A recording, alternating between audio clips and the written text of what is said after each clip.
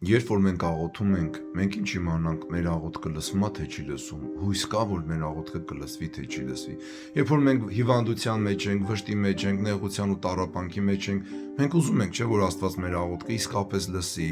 գա, հասնի, մի դարման անի։ Բայց մենք ինչ իմանանք մեր աղոթքը լսվում է թե չի, օրինակ, երբ որ Աստված ասում է, ես կեղծավոր մարդու աղոթքները չեմ լսի։ Ես մեղավոր ու մեղքի մեջ մնացող, չապաշխարող, չզղջացող մարդու աղոթքը չեմ լսի։ Օրինակ, Եսայի մարգարեության 1-րդ համարում Աստված ասում է, երբ որ քո ձեռքերը դու սենց պարզես, տարածես եւ աղոթք կանես, ես չեմ լսի, որովհետեւ դու մեղքի մեջ ես ապրում, դու չես հրաժարվում մեղքից։ Կամ Եսայի մարգարեության մի այլ տեղ Աստված ասում է, որ ձեր մեղքերը իմ երեսը թաքցնում են ձեզանից։ Սիրելի բարեկամներ, մենք ինչ իմանանք մեր աղոթքները լսվում է թե իսկապես չի լսվում։ Ուրեմն տեսեք, մի վարքի տեսակ կա, որ կոչվում է հոգու խոնարհություն։ Եվ Աստված ասում է, որ Սուրբ Սիրտը եւ խոնարհ հոգին ինքը չի արհամարի։ Այդ մասին գրված է 50-րդ Սաղմոսում։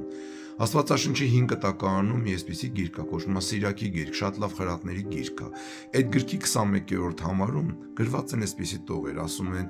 խոնարհների խնդրվածները հասնում են մինչև Տիրոջ ականջները, եւ նրա արդարությունը փութով կհասնի։ Խոնարհների խնդրանքները հասնում են մինչև Տիրոջ ականջները։ Ինչ լավ բան է, չէ՞, որ դու իմանաս, որ քո խնդրանքը 100% հասավ մինչև Տիրոջ ականջը։ Եվ այն ժամանակ, եթե նույնիսկ լռություններ լինի, դուք իմանաս, որ պատասխանը դա է։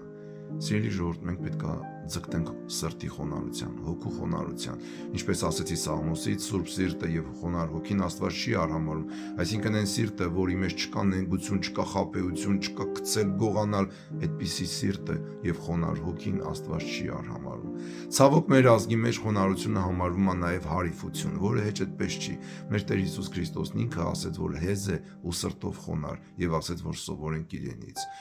Պետրոս Առաքյալն էլ այս մասին գրում, Հակոբոս Առաքյալն էլ այս մասին գրում, որ Աստված անդիմանում է հպարտ մարդկանց եւ շնորհ է տալիս, այսինքն կարողություն, ուժ